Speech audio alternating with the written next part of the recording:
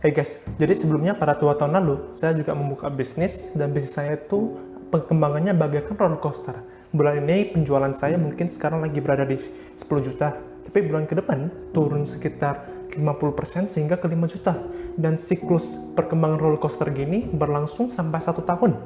Mungkin kamu sekarang kondisinya itu seperti aku dulu sebelumnya, yang mungkin sekarang perkembangannya tuh masih tidak stabil, dan kita mungkin seperti ada beban tanggungan ataupun beban lainnya yang perlu kita bayar secara pribadi, sehingga kita pun bingung kira-kira mau kayak mana membuat bisnis kita ini bergerak stabil, sehingga kita bisa menghandle segala masalah yang kita alamin secara pribadi. Dan juga macam saya sebelumnya, dan gara-gara produk yang saya jual itu banyak kompetitornya yang sejenis, sehingga banyak yang banting harga, sehingga mengakibatkan peperangan harga. Apa yang terjadi? Profit margin kita semakin terkuras, dan akhirnya bisnis kita akan jatuh atau tumbang. Kita tidak bisa lagi mungkin membiayai beban operasional dari karyawan, mungkin sewa gudang, atau utilities gitu. Nah, video-video ini saya akan buat untuk membantu teman-teman yang mungkin sekarang lagi butuh bantuan untuk cara mengembangkan bisnisnya. Dan juga video saya sebelumnya yang saya buat itu tujuannya untuk membantu kamu mungkin untuk mengatur keuangan pribadi, kesehatan, dan juga mengembangkan bisnis kamu yang saat ini. Dan yang saya minta hanya untuk kamu untuk bantu like video ini dan subscribe ke channel saya. Terima kasih. Jadi kita langsung lanjut ke topik aja. Jadi kita pertama harus mengerti apa yang harus kita membuat kita stand out di begitu banyak kompetitor. Yang perlu kamu ketahui apa? Yaitu adalah kita harus bisa mengerti branding. Kita harus membuat bisnis kita mempunyai brand yang kuat, sehingga walaupun ada banyak kompetitor-kompetitor yang masuk ke dalam sektor bisnis kita pun tetap bisa menang dan kita bisa stand out. Jadi kenapa pentingnya branding? Jadi branding itu adalah membuat potential customer ataupun customer itu meng-engage dengan bisnis kita, sehingga mereka mempunyai satu feeling. Contoh nih, mereka sekarang mau beli produk mungkin home living, mereka akan teringat bisnis saya, yaitu ada brand yang mungkin mereka sudah suka dan mempunyai engagement yang kuat. Jadi mereka saat mencari produk-produk home living tentang kebutuhan rumah, mereka akan keingat adalah brand yang kita buat atau brand saya. Itu penting. Dan juga branding itu adalah membuat satu feeling terhadap para potential customer ataupun customer, satu feeling ataupun engagement ke kita, sehingga kita mempunyai namanya komunitas. Mempunyai komunitas maksudnya apa? Kita mempunyai long term customer, dan long term customer mempunyai 3 efek keunggulan yang sangat penting untuk bisnis kita bisa berkembang dan thriving ataupun berkembang ke selanjutnya. Pertama apa? Yaitu adalah referral. Kedua, repeat order. Ketiga adalah low cost acquisition. Maksudnya apa? Referral adalah kita sekarang mempunyai long term customer, mereka merupakan salah satu sumber marketing yang sangat penting ya bagi bisnis kita. Jadi contohnya macam saya sendiri, saya sekarang suka produk macam Under Armour sama Nike.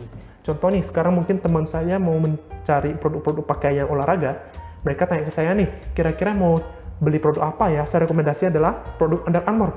Itu anggapan saya udah membantu Under Armour mereferral customer baru bagi mereka. Itu artinya mereka mendapatkan penjualan lebih lagi loh. Itu penting. Efek kedua, repeat order. Jadi itu karena saya fans dengan brand Under Armour, saya juga bagian dari komunitas mereka dan saya sering engage dengan brand mereka. Jadi saat mereka mau melaunching produk-produk baru tentang Under Armour, saya akan menjadi orang pertama yang membeli produk mereka. Nah, itu artinya apa? Brand mereka sekarang mempunyai repeat order, dan itu sangat kuat banget untuk bagi brand kamu untuk tetap bisa berkembang. Ketiga apa? Low cost acquisition. Maksudnya apa? Kalau kamu ketahui tanpa kamu sadari, macam kamu sekarang buka toko offline nih, kamu kan biasa menggunakan marketingnya kemungkinan lebih ke bagi brosur, mungkin taruh billboards, TV marketing, dan juga kalau bisnis online kan lebih kita gunain mungkin Facebook Ads, Google Ads, Instagram Ads, dan berbagai macam ads. Kita tuh ada biaya mengakuisisi customer loh. Kalau long term customer, kamu nggak perlu mengeluarkan segitu banyak biaya macam Facebook Ads segala macam, udah bisa mendapatkan penjualan dia. Macam saya nggak perlu terima dari ads Under Armour untuk membeli produk mereka, karena saya udah fans mereka, jadi saya akan sering engage dengan brand mereka.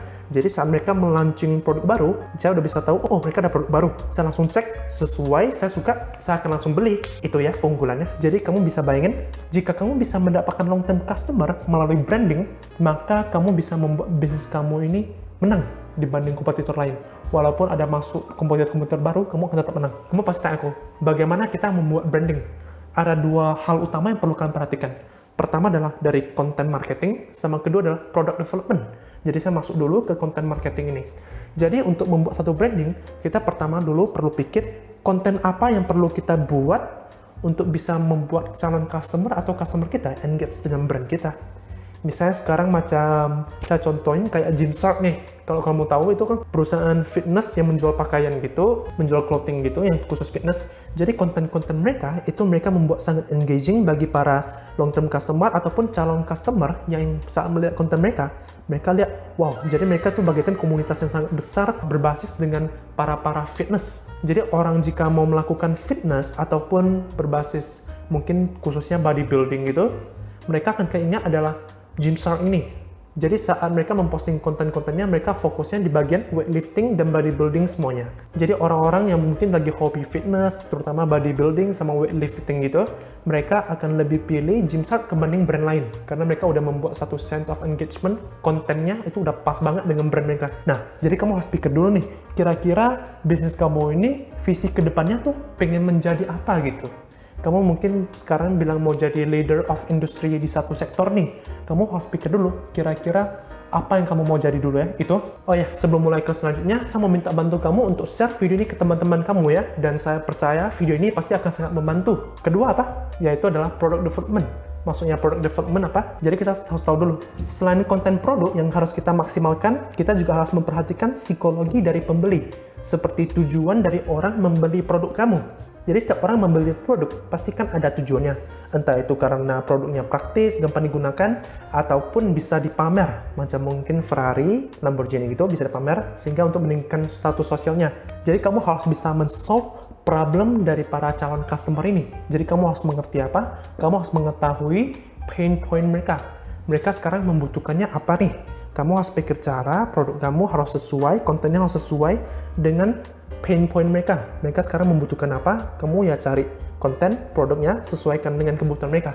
Jika kamu bisa mencari sesuai dengan kebutuhan mereka, maka kamu bisa meng-offer walaupun dengan harga yang jauh lebih tinggi, calon pembeli akan tetap membeli produk ataupun jasa kamu juga.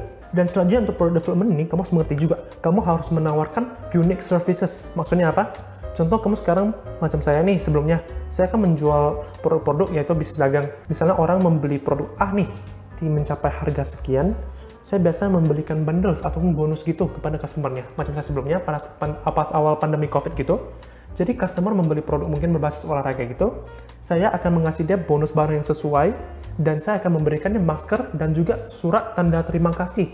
Saya akan membilang bahwa kesehatan customer itu sangat penting, jadi itu saya melakukan apresiasi terhadap customer. Jadi kamu memberikan masker gratis dan juga surat tanda terima kasih untuk sebagai tanda apresiasi terhadap customer kalian ya. Jadi itu sangat bagus nanti untuk penilaian toko kalian dan produk. Karena customer saat menerima produknya, wah mereka kira tuh bisnis kalian tuh atau brand kalian sangat mempedulikan customer feeling sehingga engagement-nya lebih tinggi. Dan mereka akan menjadi sumber referensi sangat bagus. Mereka kemungkinan besar akan rekomendasi ke teman-temannya menggunakan word to mouth marketing atau juga sharing ke sosial media langsung. Nah, bila kamu suka dengan video saya mau minta bantu kamu untuk komen next topic ya. Jadi saya bisa coba jelasin.